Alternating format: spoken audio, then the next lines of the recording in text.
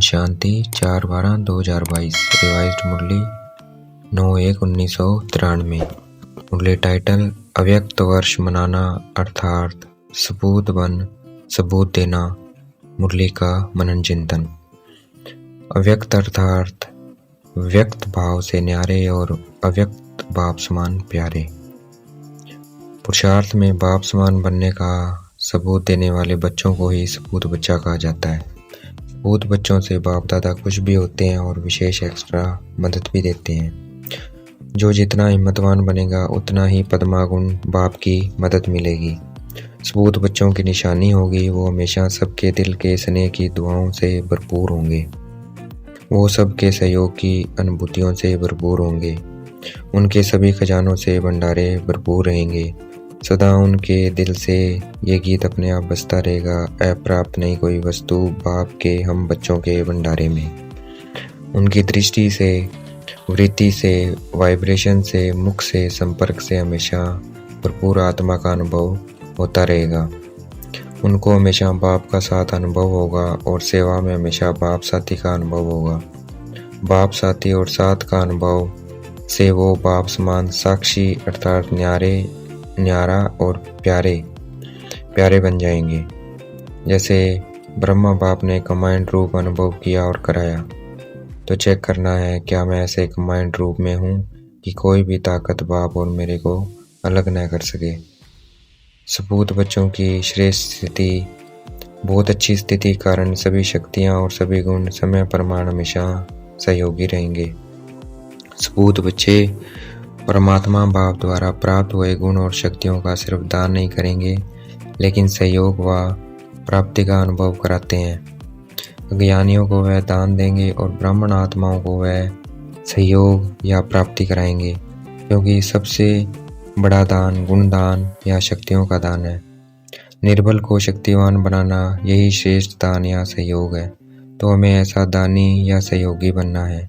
जितना हम देते जाएंगे उतना ही हम संपन्नता अर्थात भरपूरता का अनुभव करते जाएंगे।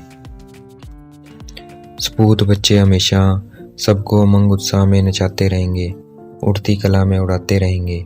और जीवन में उड़ती कला व गिरती कला का आधार दो बातें हैं, भावना और भाव। अगर हमारी भावना किसी कार्य के लिए या कार्य करने वाले व्यक्ति के लिए शुभ है अर्थात बहुत अच्छी है, तो उस शुभ भावना का फल बहुत ही अच्छा अपने आप प्राप्त होगा। एक है सबके लिए कल्याण की भावना, दूसरा है कोई कैसा भी हो लेकिन सदा स्नेह और सहयोग देने की भावना। तीसरा है हमेशा हिम्मत उल्लास बढ़ाने की भावना।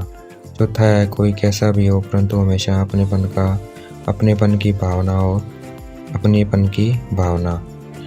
पांचवा है इन सब बातों का आधार हमेशा आत्मिक स्वरूप की भावना। इन पांचों बातों को कहा जाता है सद्भावना या पॉजिटिव भावनाएं। तो अव्यक्त बनना अर्थात ये सब पॉजिटिव भावना रखना।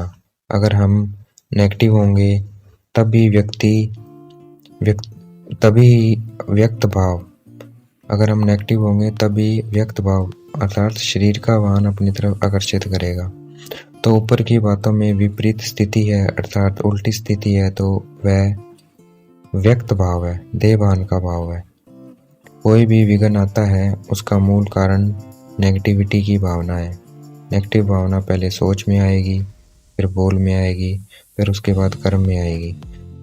जैसी भावना होगी तो दुनिया हमारी हर एक चलन व बोल को उसी भाव से देखेगी, सुनेगी या संबंध में आएगी।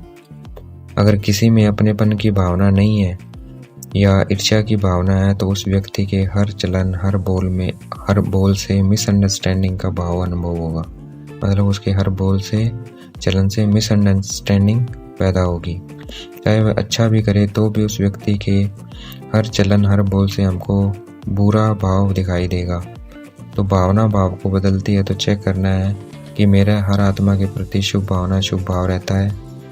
तो विशेष अव्यक्त स्थिति अनुभव करने के लिए और उस स्थिति में रहने के लिए अपनी भावना और भाव को चेक करते रहना है। ब्राह्मण जीवन के कर्तव्य को निभाने के लिए भावना और भाव नेगेटिव व्यर्थ नहीं होनी चाहिए। साथ में साधारण भावना और भाव को भी बहुत अच्छी भावना श्रेष्ठ भाव में परिवर्तन करना है। अर्थात भावना और शेष भाव में परिवर्तन करना है।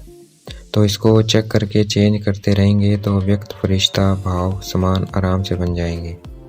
शुभ भावना मनसा सेवा का बहुत अच्छा साधन है और बहुत अच्छा भाव संबंध संपर्क में सबके प्यारे बनने का आसान साधन है। जो हमेशा हर एक आत्मा के प्रति बहुत अच्छा भाव धारण करता है वही माला का समीप मन का बन सकता है, क्योंकि माला संबंध संपर्क में समीपता और श्रेष्ठता की निशानी है। कोई किसी भी भाव से बोले या चले, लेकिन हमें सदा हर एक के प्रति शुभ भाव श्रेष्ठ भाव धारण करना है। जो इसमें विजयी होते हैं वही माला में पिरोने के अधिकारी हैं। चाहे कोई भाषण नहीं कर सकता है, प्लान नहीं बना सकता है, लेकिन जो हर एक से संबंध संपर्क में शुभ भाव रख सकता है तो ऐसी शुभ भावना वाला हमेशा सभी को सुख देगा और सुख लेगा। तो ये सेवा है और ये सेवा भाव आगे नंबर लेने का अधिकारी बना देगा और वह माला का मन का बन जाएगा। ऐसी सेवा का गोल्डन चांस लेने वाला चांसलर की लाइन में आ जाएगा, अर्थात विशेष आत्मा बन जाएगा। तो इस वर्ष ये विशेष शुभ भावना और श्रेष्ठ भाव धारण करने का विशेष अटेंशन रखना है। हमें अपने अशुभ व्यर्थ साधारण भावना और भाव को श्रेष्ठता अर्थात बहुत ही अच्छे में बदलना है, क्योंकि हमारा टाइटल है विश्व परिवर्तक, अर्थात तमोगुणी प्रकृति को सतोगुणी बनाना। तो हम क्या आत्माओं के भाव और भावना के परिवर्तक नहीं बन सकते? हमारा ये लक्ष्य ही हमें परिवर्तन करने वाला विश्व परिवर्तक का लक्ष्य ही हमें बाप समान अव्यक्त फरिश्ता आराम से अपने आप बनाएगा। हमें सिर्फ अव्यक्त वर्ष मनाना नहीं, बनना भी है। ये ब्राह्मणों की भाषा का सिद्धांत है। तो वर्तमान समय इसी विशेष पुरुषार्थ की आवश्यकता है। यही माला के मनकों को समीप लाकर माला प्रसिद्ध करेगा। आज की मुरली का वरदान। ज्ञान को लाइट और माइट के रूप से समय पर कार्य में लगाने वाले ज्ञानी तू आत्मा भव। ज्ञान को लाइट और माइट के रूप से समय पर कार्य में लगाने वाले ज्ञानी तू आत्मा भव। आज की मुरली का स्लोगन। हीरो पार्ट बजाने के लिए जीरो बाप के साथ कंबाइंड होकर रहो। हीरो पार्ट बजाने के लिए जीरो बाप के साथ कंबाइंड होकर रहो। अच्छा, ओम शांति। शुक्रिया मेरे बाबा, शुक्रिया।